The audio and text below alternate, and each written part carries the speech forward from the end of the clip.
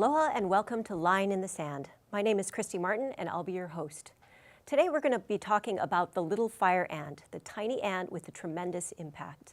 And I have 4 panelists that are going to help us understand the issue and what we can do to help draw a line in the sand on this pest species. We have with us today Dr. Cass Vanderwood of the Hawaii Ant Lab. We have Dr. Neil Reimer from the Hawaii Department of Agriculture. We also have Adam Radford from the Maui Invasive Species Committee. And we have Aaron Bishop from the Oahu Invasive Species Committee. So we are set to go. We're going to learn a little bit about what the little fire ant is, where it comes from, why we're having such a problem with it here. And we're going to learn that from Dr. Cass Vanderwood. So Cass, can you tell us a little bit about this pest? Yes, Christy. As far as we know, there are well over 15,000 different species of ants around the world. And most of those are really important and very useful in the ecosystems that they live in. And about a dozen of them are actually problematic. They cause us problems in our homes and in our businesses. And one of those is the little fire ant. And it can be a very serious problem, especially in tropical regions. Over the past century or so, little fire ants have managed to travel throughout the tropical parts of the world, especially in the Pacific region. And more recently, they've turned up in Hawaii about 15 years ago, maybe 20 years ago. And they have some quite serious impacts to people and the ecosystems that they invade. So these ants in particular, little fire ants, are from what region of the world are from? I've got a map, a world map that maybe we can have a look at and put up on screen. Yep. Originally, little fire ants are from South America. Most of the South American landmass east of the Andes, and they're a fairly common nuisance species there, mostly in disturbed habitat. There's some argument about whether parts of the Caribbean are also the native home of little fire ants. And all the other dots that are on that map, especially the ones through the Pacific region, are places where little fire ants have managed to come from their original home in South America. So how did all of these, I mean, they all look like islands. How did they get to these different locations? How did they move around? Well, it's an interesting thing. Most of the time with invasive species, we blame ourselves for accidentally introducing them, either invasive species, either because we like to have them around us, like some ornamental plants. And ants are in a category of invasive species which we like to call hitchhiker species. So they have a habit of hitchhiking on cargo, mainly shipping cargo, and arriving at new locations unintentionally. Interestingly, with little fire ants, their initial invasion through the Pacific region and Africa was a deliberate attempt by land managers, plantation managers, to introduce this particular species as a biological control for other insects, which when we look back at it, that's not the smartest thing to have done, and it certainly doesn't have any bearing on the modern science of using biocontrol species. Certainly there was no testing, it was just done by amateurs. And certainly in Africa, probably Florida and the Western Pacific, they were introduced initially as a deliberate act, and then they spread from there, and they've hitchhiked on cargo and goods from those countries to the other locations, especially throughout the Pacific, on quite a number of islands. Yeah. So, I'm just a typical person. You know, what's the problem with one more species of ants? What's so bad about this particular one? And that's a very common thing that people say. They say, well, I've got ants around my house now. If I end up with little fire ants, I'll just get a can of Raid or some other spray and spray them and they'll be gone. The truth is that for most ant species that are not problematic, that does work fairly well. But little fire ants, like other invasive ants, have this really strong, well-developed capacity to survive and to avoid us trying to kill them. And the ants that we see in and around our homes are only a very small portion of the total ant colony. most of the ants in the ant colony are somewhere else where we can't see them. And the ones that are out foraging are actually the older ants, the older workers that are probably about to die anyway. So if you spray them, their younger sisters will simply take their place. And little fire ants have a number of impacts on people if we talk about people and around houses. The first is that they will sting you. They're really, really small, but they have a really, really powerful sting. And some people have an allergy to the venom, to the proteins in the venom, and that can be quite serious. They also will sting pets and other domestic animals, and quite often in and around the eyes. So I think I have some slides of little fire ant stings on pets' eyes from around Hawaii, and we might be able to move to that slide and show you some of those images. But they're quite tragic. In nature, most ant species live on the ground. They prefer to live in the ground. Little fire ants do that too, but they're also an arboreal species, which means that they like to nest in trees. And you would think if you're adapted to living in trees that you'd be good at staying up there, but they're actually not. They're not very good at hanging on. Any little breeze or bump into that vegetation causes a rain of ants to shower down on the people and the animals underneath. And of course that's when they start to sting. So most people who experience little fire ant stings, often they're stung on the upper body as opposed to around the legs. Yeah. So they sting. They're out there presumably collecting food to take back to feed to their queen. Other islands where these ants have become really prevalent, are there other impacts that people are seeing? Of course, it's uncomfortable getting stung, and maybe their pets are getting stung. What else is going on? I guess aside from the nuisance of having these species, these ants in your home stinging you, whether you're asleep or whether you're lying on the couch or they get caught up in your clothes, little fire ants also have a massive impact to agriculture. And that impact is through several different sources. The first is if you have fire ants in your food garden or your orchard and you're trying to pick the fruit or look after the trees, you're going to get stung every day by these ants, and that's very uncomfortable. And if you're paying people to work in those orchards, they're not going to be too keen on working for you. They're going to be looking to work in a place where there aren't fire ants. The other thing that LFA, little fire ants, do very well is they look after plant pests. Other insects that prey on plants cause the plants to lose their productivity or to not produce the sort of fruit that's sellable. They do that in return for the sugary exodus that these particular plant pests produce.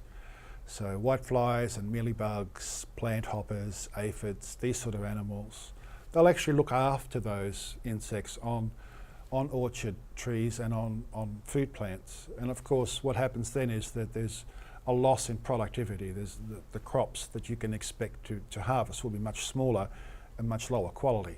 So there's a cost involved in that. The third impact to the world is to the ecosystems, to natural ecosystems where these particular insects invade. The first thing we see is all other insects seem to either move out or get eaten. So what we end up with is forests with no other insects, just ants. And these ants aren't particularly good at replacing the ecological services that native species provide. So it can change ecosystems by not allowing or changing the way plants are pollinated, for example. Certainly it removes all the things that other animals might like to eat, the bugs that then become food for other animals like birds and small mammals and lizards and snakes. So all of those go away because there's no food left. Eventually what you're left with is a forest without any other animals in it except for little fire ants, and it's quite unpleasant really. The trees stay there because it takes a long time for ecosystems to change with changes in pollination. But the big deal is that there's nothing else left there. It's just little fire ants. Wow. You know, to some people, the thought of reducing the number of insects that they have to deal with is a positive thing, but we have to remember that these insects and other creatures are important for nature and how nature functions. So, thank you. I'd like to ask Neil a little bit about sort of the history of little fire ants in Hawaii. You know, when they arrived here, I believe we didn't have too many tools to be able to deal with them. Can you tell us a little bit about the history of little fire ants and the discovery here? Sure. It was back in, I think it was 1999, and at that time I was with the plant quarantine branch. I was the entomologist with them, so I was responsible for doing identifications of new insects that came into Hawaii. And one of our entomologists that was stationed on Big Island had received a call from a cut flower grower, and her employees were getting stung by ants. That's fairly unusual in Hawaii. I mean, we have some ants that sting, but anyway, so he took some samples, sent them to me, identified it as the little fire ant, which was something unique and new to Hawaii. What we did is we then went out to that nursery and did some surveys in that area just to get an idea of the extent of it. What, of course, we're hoping for is that it was a recent introduction, it was very localized, we'd be able to eradicate it before it took off. We didn't know a lot about this species of ant. We did know, as Dr. Vanderwood was mentioning, that it is found in other places in the world, and it is can be a very serious pest under certain conditions. So we went into that nursery, we did the surveys, and we found it all throughout that nursery. We then did surveys in the surrounding area. We found it in the grass areas all around there. And this area was in the south part of Hilo. We then started doing surveys all through East Hawaii, Hilo area, and we found it was actually fairly widespread, which was extremely disappointing. So what it demonstrated to us, even though we found it in 1999 to have a large distribution like that, it was there for a while. But this is the first time that anybody had reported it to us, and they were reporting it because they were getting stinged, which they recognized.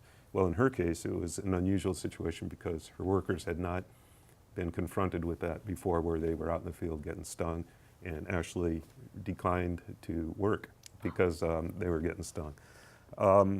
Since then, we've had some of the similar situation in a coffee field where it got into coffee, and the workers don't want to work in that coffee field because when they're picking the coffee, they're getting stung by this ant. So it was widely distributed.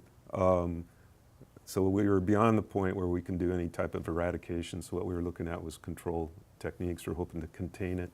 The problem is a lot of times when we get a new pest, the tools aren't there. It may not be a pest somewhere else, or if it is a pest somewhere else, it's very different conditions.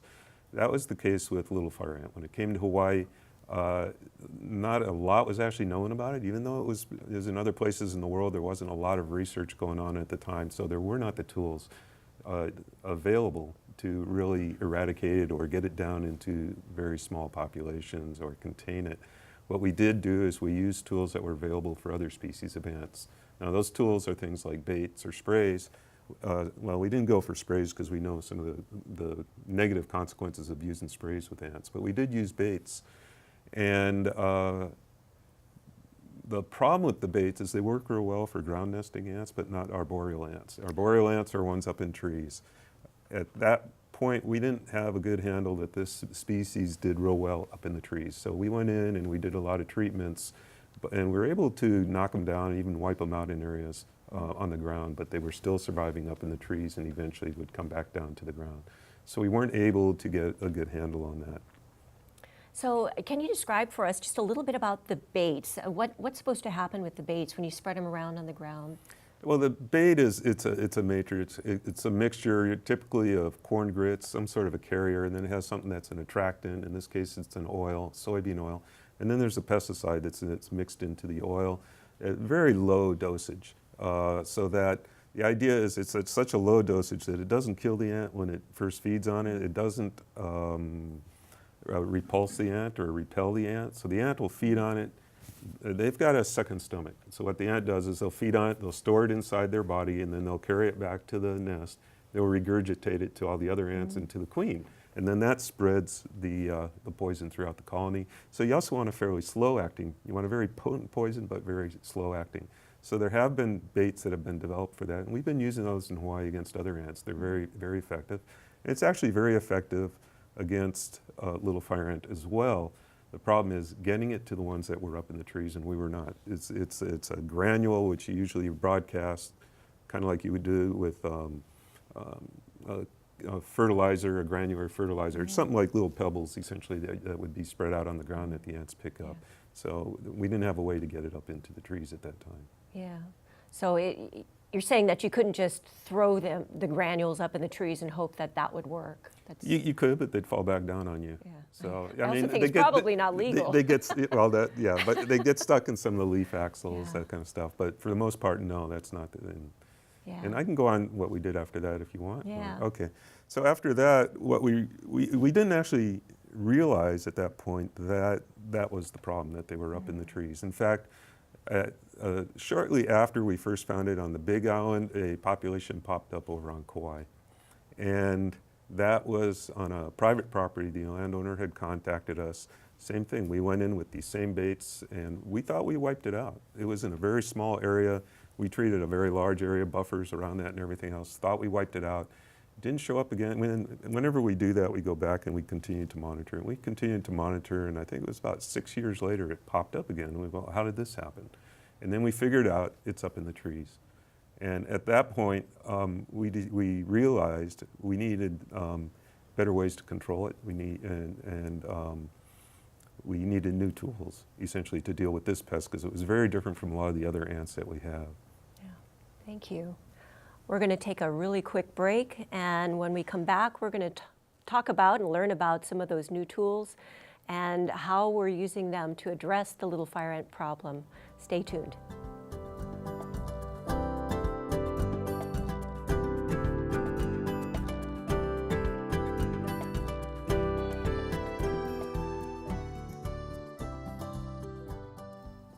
Thanks for staying with us. This is Line in the Sand, and we are talking about little fire ants today. So we're going to hear just a little bit about Cass, because Cass is an expert at killing ants. And we just heard from Neil about how we didn't have the tools to deal with this when they first showed up in 1999. So Cass, can you tell us a little bit about what you did when you came to work for us here in Hawaii? Yeah, sure. Sure, Christy. I was very lucky to get a job here in late 2008, I think it was. Thanks to the Department of Agriculture and the Hawaii Invasive Species Council, I got a short period job, and I've been researching little fire ants and how to kill them for some time prior to that. And I worked out a concoction, a little recipe that allowed me to make my own baits that were more gel-like. So they were like the same consistency as pudding. And these baits work very well. They're very effective, and because they're gummy, they stick to vegetation much better than granules. So my job was really to figure out how to apply that easily from the ground. I had been working in other countries and hiring climbers to climb up into the trees to actually physically place the bait up on the trees. But that was expensive, and it certainly very time consuming. So I was very fortunate to meet a gentleman named Brian Nadal, who's a bit of a crazy inventor, I guess. And between us, we experimented with various tools that would allow us to shoot this bait up into trees, because it's too thick to use as a spray. And over the following years, we came up with quite a few strange inventions, and some of them worked really well and some of them didn't, but we have now a collection of tools that allow us to not only treat the ants on the ground, which we already could, but also to apply the baits to the trees to bait and to destroy the little fire ants that were living up in the vegetation. So yeah. It's quite fun. It was quite an enjoyable process of trial and error. Yeah. Well, it's always good to have good inventions and new tools on the job. Yeah. So I'm going to fast forward, and in 2013 it hit the news that we found a whole bunch of little fire ants had been moving around. Neil, can you tell us a little bit about what we learned at the very end of 2013, how these things were moving? Well, we had, I think before that, we had a good sense of how they were moving, and we had already put some, the Department of Agriculture already put some methods into place to stop the movement. But the problem is, what we were addressing certain aspects that we had control over, but there were other ways that it were moving that we were unaware of. So I think what you're talking about was the time when it was found on the Hapu'u logs. And what happened is we got a call that some little fire ants were found on some Hapu'u logs that were brought into a garden center, and was found on Oahu. And so we did trace back and trace forward. So in other words, that means we look where those logs came from and where they went, with a sense to find out where those little fire ants came from and where they've been moved to already. We also did a lot of work with the garden centers and nurseries on Oahu that had received those. They were all very cooperative in trying to exterminate, and we did exterminate from those locations. What we found out is, unbeknownst to us, that these logs had been moving. They were harvested just pretty much out in the field on the Big Island, brought over to other islands. So it was not just Oahu. I think the first time it was found was on Maui, and then they informed, and we followed up and found that they were also moving to Oahu as well. We also went then to the Kauai to see if there was some of these logs moved there. So I take that back. The first find was actually on Maui, but we found out that from what we find from the tracebacks on Maui, we couldn't find any place where those had been moved and caused a problem. But on Oahu, we did find another location. We found that it went to Waimanalo area, and so we did some surveys over there.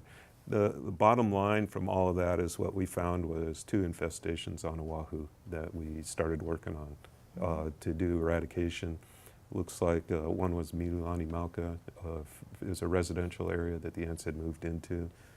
Looks right now very positively like we've eradicated it. By we, it's not just Department of Ag, this is a whole group effort. So we got the different ISK groups on the Oahu Invasive Species Committee. HISC was involved, MISC was involved on Maui. So it's very much a group effort to deal with these invasive species. And through that group effort, we as a group have been able to eliminate from Mililani Mauka. And looks like possibly Waimanalo too. We've got a small infestation there we're still dealing with, but I think we're on the road. Yeah. So we've heard a lot about Big Island and Oahu. Right now, I'd like to ask Adam to talk a little bit about some of the things that are going on Maui, because one of the largest infestations that we know of outside of the Big Island is in your backyard. So Adam, what's going on Maui? Thanks, Trixie. And yeah, Neil, you're right.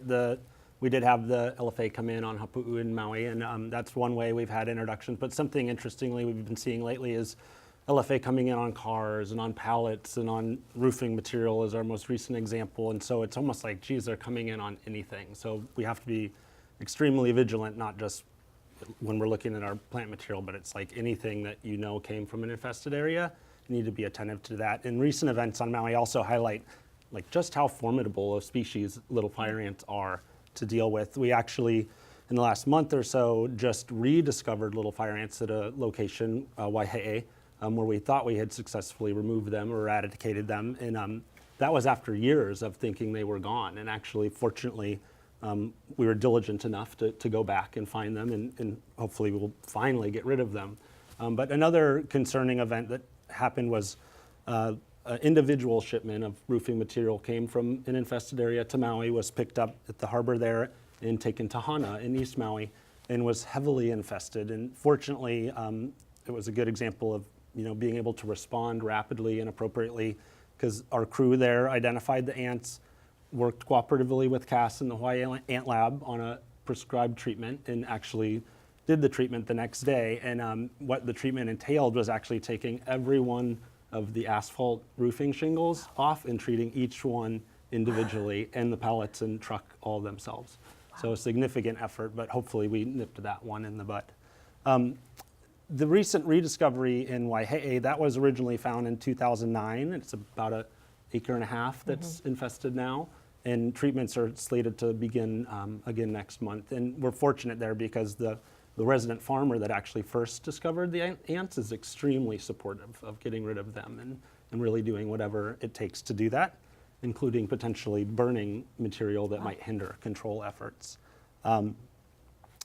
The other sites that you mentioned, really the big ones that take most of our efforts and resources, is the Nihiku infestation on East Maui and the Huelo infestation also on East Maui. The Nihiku infestation is over 20 acres. Wow. It's an incredibly diverse area in terms of the terrain and the vegetation, which makes it really challenging. And under the guidance of Cass and his team, we've really started focusing on the places where people might interact with ants first and also maybe move them.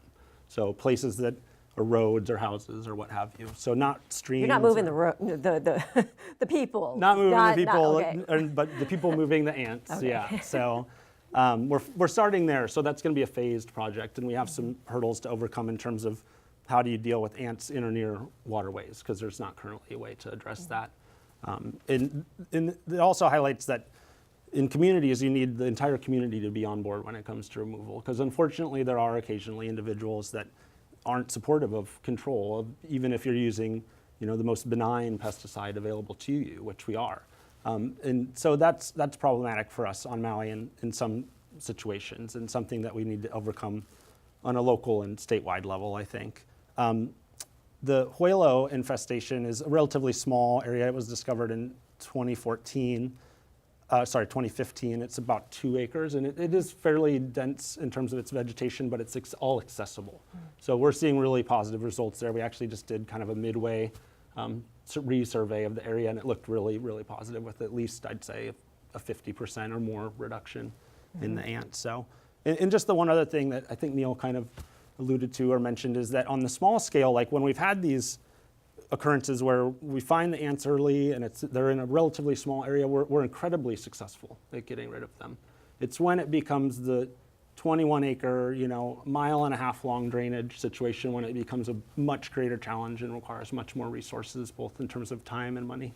So that's kind of where we're at on Maui. Yeah, well, thank you. I don't envy you, but I do thank you for your work out there and your diligence. Anybody who's ever been to Maui and taken that road out to Hana really understands the terrain that these folks are dealing with, and trying to remove this, tropical ant that has found its perfect habitat, trying to remove it from that area.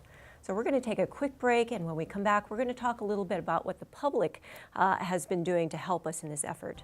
Stay tuned.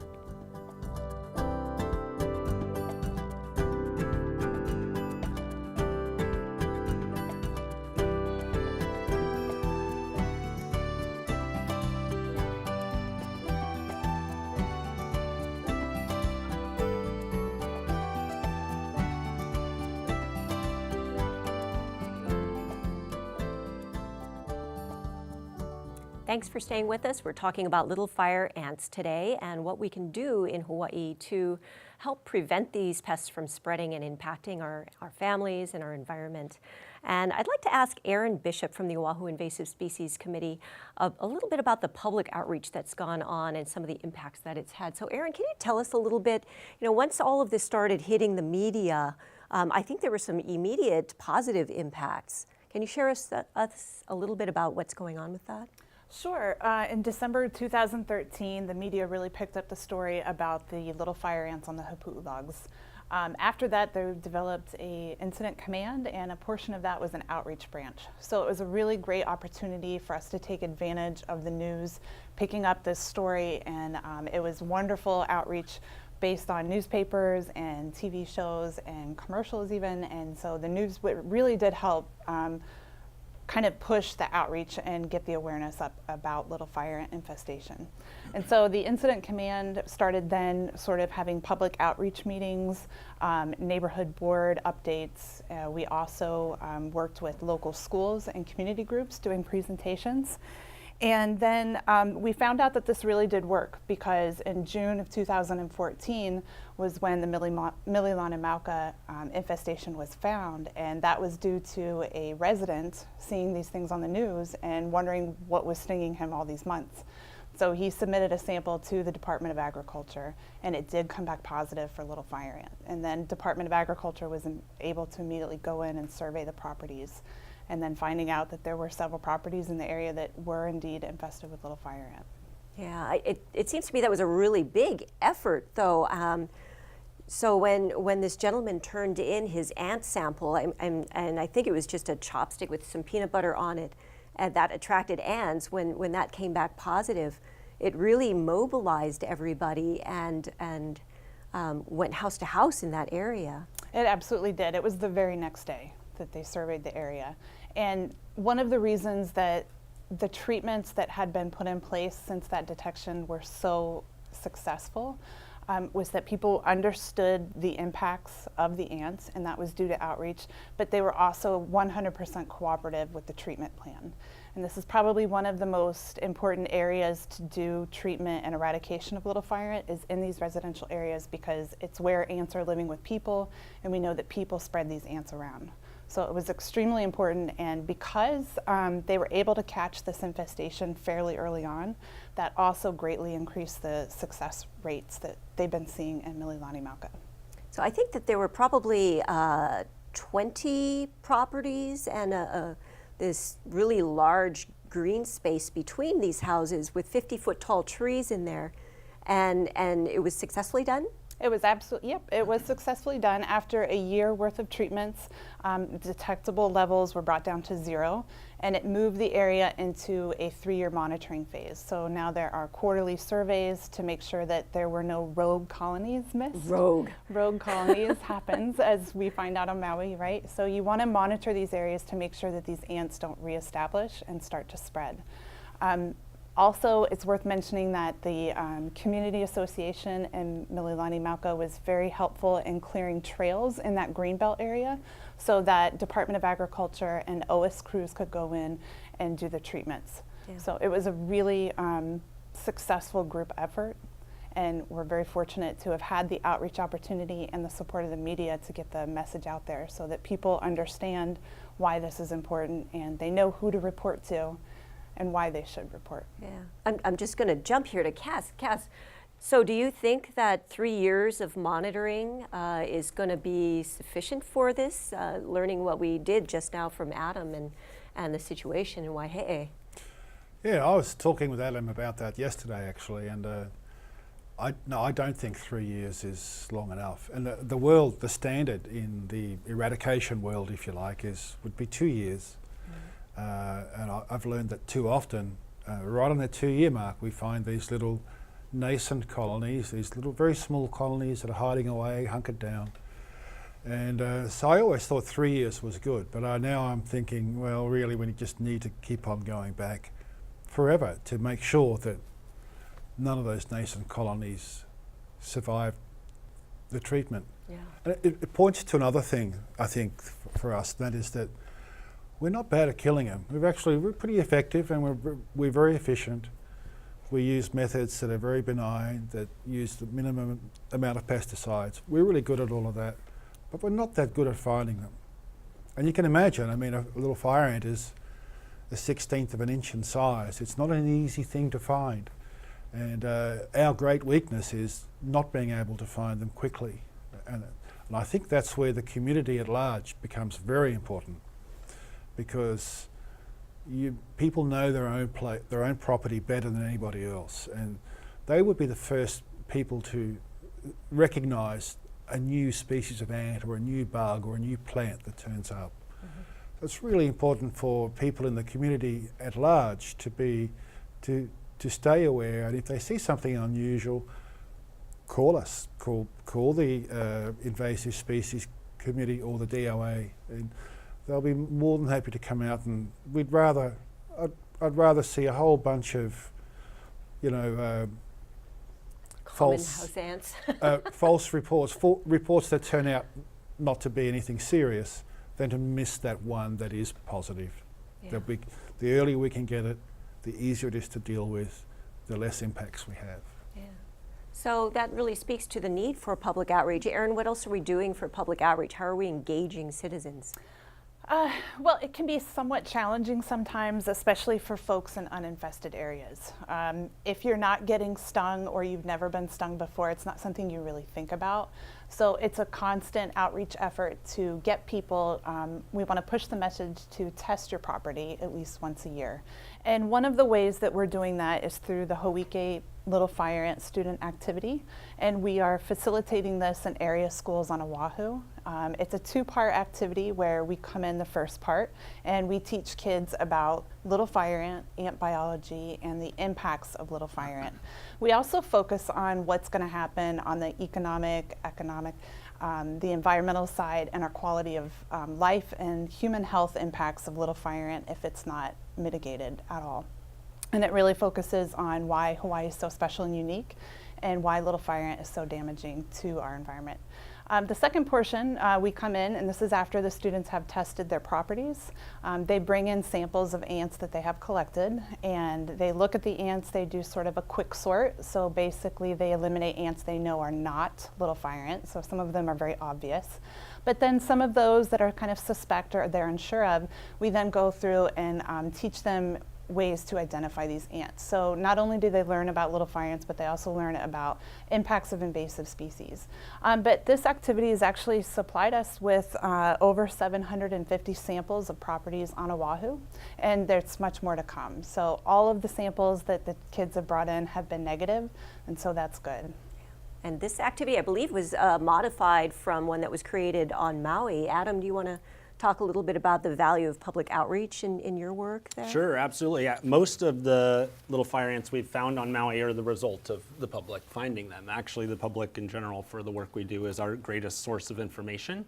But specifically with little fire ants, in about 2006, we really started adding little fire ant component to our classroom education curriculum. And I mentioned the find in Waihe'e in 2009. Actually, part of the reason we found out about that was the woman that was stung actually on the face went to lay down, and then I believe her one of her children said, you know, I wonder if that's little fire ants, and I just had this presentation from the Maui Invasive Species Committee, and we should call them and see. And that's how we found that infestation. But the public reporting, just again with the Hana example I used, that was the individuals that had picked up the pallets thought, hey, I think these are fire ants. They knew where to go, and we were able to get on it right away. So it's really important to report little fire ants if you see them, or collect them yourselves and send them in to be identified. Yeah. Well, kudos to you folks for getting out there and working with students. You know, one other thing the Maui Invasive Species Committee did is you folks worked on a movie that premiered, so turns out, in 2013, and it coincided with the discovery of little fire ants moving on Hapu'u. Want to tell us a little bit about that movie and that effort? Sure. So actually, after the 2009 find on Maui, which was our first big find, like that was like, whoa, all the alarm bells went off, you know, and so we really ramped up our outreach effort in general and had posters on buses and ended up doing a radio contest and other things. And so one of those things, which you mentioned, was we did actually 2 movies now. The first one was called Invasion, Little Fire Ants in Hawaii, and actually has now had, I think, over 38,000 YouTube views. And it's very informative about the big picture in Hawaii and what you can do to help and all of that. And then the updated version is called Fire, Little Fire Ants in Hawaii, and that's completed now. And it'll be regularly broadcast here in the near future. But both speak to the big picture, and then the more recent version to Maui and Oahu's experiences a little more specifically. Mm-hmm.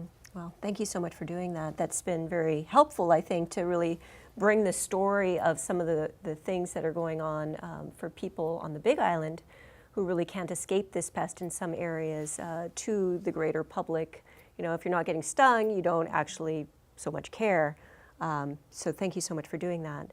We're going to take a quick break. In a moment, we're going to talk about current work going on, and then we're going to talk a little bit about what you can do as the public. Stay with us.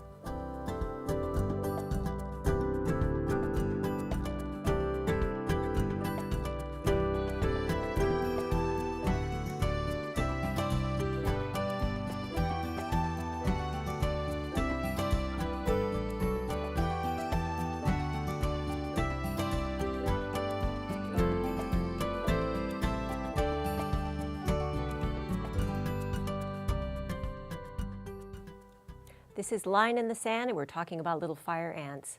So we are going to ask Cass to talk a little bit about what the Hawaii Ant Lab is doing currently to help each of the islands deal with this pest, as well as the Big Island, who arguably will not be able to get rid of it. So Cass, what is your lab doing to help? Well, Christy, I've got a very small team of outstanding practitioners and researchers, and we take responsibility for any invasive ant issues that arise in this state. And certainly one of the most important things for us now is that because we're so much better informed about the impacts of LFA, the one thing we do focus on very strongly is being able to suppress and eradicate new infestations that are discovered on neighbour islands. So we form part of the response team and work in with the other agencies on neighbour islands to have the ability to jump in and very quickly and actively eradicate or suppress and contain new discoveries. And that's really important because there's definitely a relationship between how big an infestation is when it's first discovered and your chances of actually being able to eradicate it. And generally, the smaller it is, the easier it is to eradicate, and certainly the cheaper it is, and the more likely you are to be successful. So we need to have that rapid response capacity to prevent fire ants from establishing on our neighbour islands. Unfortunately, like you said, on the Big Island, we're kind of stuck with it. There's not really a practical way of eradicating LFA from the Big Island. What we can do is slow down its spread, the spread that's inevitable. We work very hard at working out how the ants are moving around the island, and then we work with activities and the actions that are actually causing it to spread further on the Big Island in an effort to slow that spread down. On the other side of that coin, what we try to do is provide good resources to homeowners and other people to allow them to manage this problem in a way that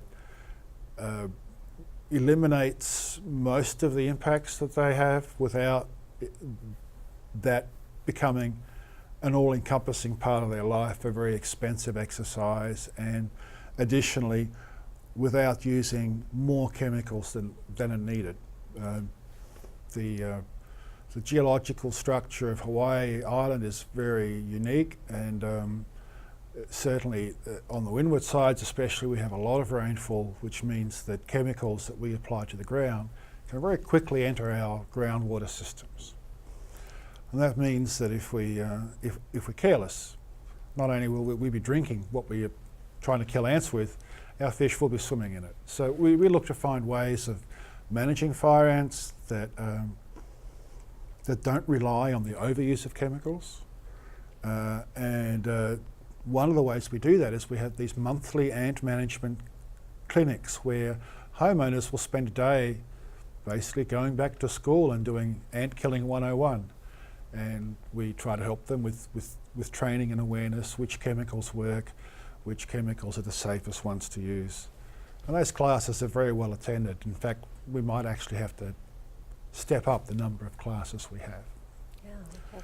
Additionally, we work with affected industries. So there are a number of industries that are affected by LFA, and the Big Island produces, it's the salad bowl of the state. It produces about 40% of the agricultural production in Hawaii comes from the Big Island. As well, there's a very large nursery and cut flower industry, and all those industries are affected. So we try to work with those industries individually and as groups to develop management methods for those industries to deal with these problems as well. Yeah, thank you for doing that. You know, we talked a lot about the movement of these ants in things like hapu'u, and one of the ways that we know that they've spread has been in nursery products and cut flowers and things like that. So Neil, can you update us a little bit about what we're doing on Oahu to hopefully, you know, get an early detection or management plan in place if we do find them? Sure. Actually, Christy, it's not just Oahu. We're working statewide in that aspect. And as Adam mentioned earlier, this ant can move by a lot of different methods. But you asked specifically about the nurseries. We do work with nurseries and as part of Department of Agriculture, and we know that is one of the avenues and one of the ways that it does move. So what we do is we work with the nurseries, and Cass talked a little bit about that too. We're also collaborating with Cass on these projects. And we're trying to find tools for these nurseries, methods that they can use to cut down or eliminate the ants, let them become aware, and that's also where the outreach becomes very important to the nursery. So we work with them. We have inspectors that will actually go out and do inspections the nurseries, and we work with those nurseries in doing those inspections when we find ants in those areas. It depends on the situation, but often we'll have training for the nurseries. They'll go out and do the treatments, and we'll do the follow-up as a quality control. So we've had very good response with that. The other aspect is the movement of the material coming over off the Big Island to other islands. So we have our inspectors looking at those inter-island shipments to ensure that that those are free of ants as well. If they do have ants in them, we reject those shipments. What we'll then do is work with that nursery that sent those shipments and let them know that they've got a problem, because sometimes, frankly, they may not even be aware. Sometimes they are. And then we'll go and we'll work with them to clean up their act and to get a much cleaner product, which they want to do anyway. Yeah, for sure. So, just hearing that they moved in roofing tiles, are you folks inspecting roofing tiles? Do you have the staff to do that? we don't have the legal authority to do that, and we don't have the staff to do that. We're very short-staffed. We're limited on what we can do. We focus on agricultural products, but as you've been hearing in this discussion, they can move on anything. They can move in automobiles. And I think that's where it's very critical with the outreach aspect of it, that people are aware that they can move in different products or different commodities, different ways they can move. So even if you're moving a car from one area to another, it can have those ants in it. And if you have those stinging ants, it's really important to report that so that it can be responded to. Mm-hmm. Yeah. So Adam, how about you? What's the current work that you're doing in Nahiku and Huelo and elsewhere? Well, Neil hit one element of like how we do actual control work on Maui. Is we support individuals that can do that response or manage that response themselves. But really, the Hawaii Ant Lab has the expertise when it comes to the control methods and techniques, and so they really lead that charge. And then the Maui Invasive Species Committee, our staff supports their efforts. So we work cooperatively to develop site-specific plans and implement them. But really, my project, MISC, we do more of the logistics of getting the control work done and a lot of survey work, actually. So because we're on Maui, we will respond to valid or seemingly valid reports of little fire ants and go out and survey the area and see what's there. And one other thing that hasn't been mentioned that I think should be is that the response, whether it's control or survey, certainly on all the islands except for the Big Island, is a free service. So people should keep that in mind as well. But yeah, so that's kind of what we're doing on Maui. The Hawaii Ant Lab crew comes over about every 6 weeks to do control at the different sites we've discussed, and that'll be ongoing until we're not finding ants, essentially. And then if we do, we'll treat those nascent populations, as Cass mentioned. Mm-hmm. Wow. So thank you. I think that is very important to mention that a lot of these services are supported by state government or through grants to Hawaii Ant Lab, to Maui Invasive Species Committee, to Oahu Invasive Species Committee, and that money is being very well used in my opinion. We are going to take a very quick break, and then we're going to come back with some solid tools that you, the homeowner, the resident, can take to protect yourselves and your family from little fire ants. Stay with us.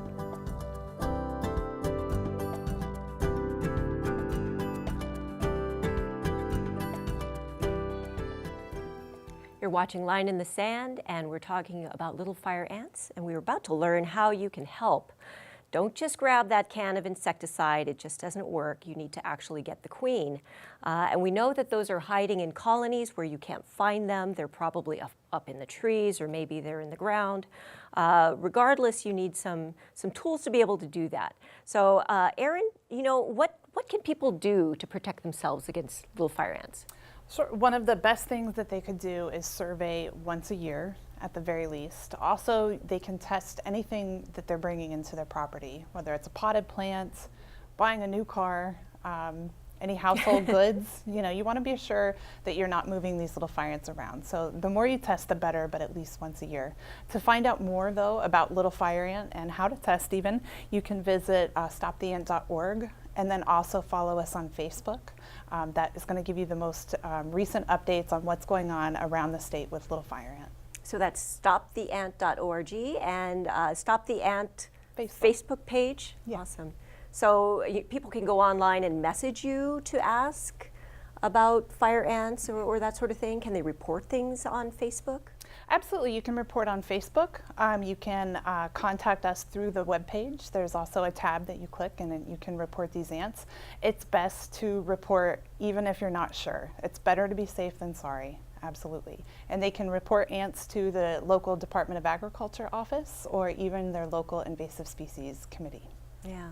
And now I know that we had talked a little bit about cell phones. Everybody's got their cell phone out and taking pictures. Have you ever had cell phone photos submitted of, what are these ants? Yes, and it's difficult to tell. Little fire ants are so small that it's very nearly impossible to be able to test for these ants and take a picture and identify them.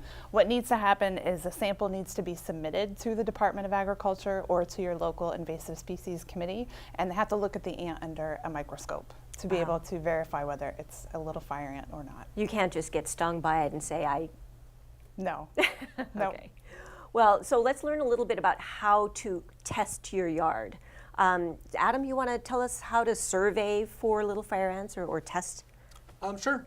So that's a good point you made about testing your yard at least once a year. But I would say one way you can actually test is to just be aware of little fire ants and just roughly know what they look like, and just be on the lookout for them. That's actually the Hana example. Again, they basically just saw what looked to them to be an orange ant and reported it. And that's the best thing to do because it can be very hard to identify the ant out in the field or in your yard. As you mentioned, you need a microscope to be able to really do that correctly. And so the ants really love damp or moist, cool places, and that's again one of the reasons they've been so successful throughout the Pacific. So somewhere you might see them is like on a banana. If you have the dry leaves on your banana and you're cleaning up your bananas or pull the dry leaves off or back, that you may see a whole pile of orange dots moving around the banana, and that would be cause for concern for me and definitely time to report to someone that I've seen that. A more kind of, rigorous way to test is you can actually just take a chopstick or a coffee stirrer and put a little bit of peanut butter on it, put it out in, again, kind of ideally a cool, damp place. They're not going to be out on the pavement in the heat. They're going to be somewhere else. So you could put that out, leave it out for about 45 minutes to an hour, just pick it up, put it in a plastic bag, and you can actually submit that, as you described, for identification. And what's good if you're going to submit, obviously, is also to submit all your contact information along with that. So you could write it right on the bag or put a slip of paper in there or what have you. Yeah, I think they're also asking that we freeze the ant too overnight, if Yes. possible. Don't forget that sample in your freezer though. But I've certainly been guilty of doing that, where a little while later I've got my ant sample from my yard and oh, there it is, stuck to the frozen pizza. But so you think testing your yard through this peanut butter chopstick method is, how often do people have to do that? Well, you may not do it the entire yard. You may just do an area that maybe you've seen something that you think, oh, maybe that could be a little fire ant. Because again, I just see an orange ant that I never seen before, or seems odd to me, or I got stung by something over here. So you could do a site specific. But if you did say you wanted to do your whole yard, I think the once a year suggestion is a great suggestion if you want to be confident that they're not there. And now we mentioned anytime you import things from an infested area, what does that mean? So anytime you import things from a Big Island, is that, or anytime you bring new materials to your yard, or what are your thoughts on that? Anytime I brought something from the Big Island, I would test it. Exclamation point. Okay. All right. So And again, because why I say that is that the testing is very simple. It doesn't really take a lot of time, and it doesn't. It's very straightforward. And you absolutely need to use peanut butter? No, not necessarily, but it's typically something people have around, and it's easy to use. So it's a good suggestion, I think. Okay, all right. So some numbers that you can call if you are stung by an unusual ant. You can call the pest hotline. It's a direct dial number 643-PEST. That's 643-7378. Or you can contact your local Department of Agriculture, Hawaii Department of Agriculture office on your island, or you can contact your local Island Invasive Species Committee. So I would like to thank my panelists for joining me today. Thank you for your expertise. Appreciate it. We are almost out of time, and I would definitely like to also thank the Hawaii Invasive Species Council for funding this program. It is one of a series of programs on invasive species. We're also going to be talking about coconut rhinoceros beetle. We'll be talking about rapid ohia death, and we'll also be talking about a problem called biofouling. That is the outside stuff on the outside of a hull of a ship. It is one of the ways that invasive marine species are entering our state. So we'll have specialists on those topics in this series, Line in the Sand. Thank you so much to the Leeward Community College Educational Media Center for helping us film this program, and thank you, the viewer, for watching. Mahalo.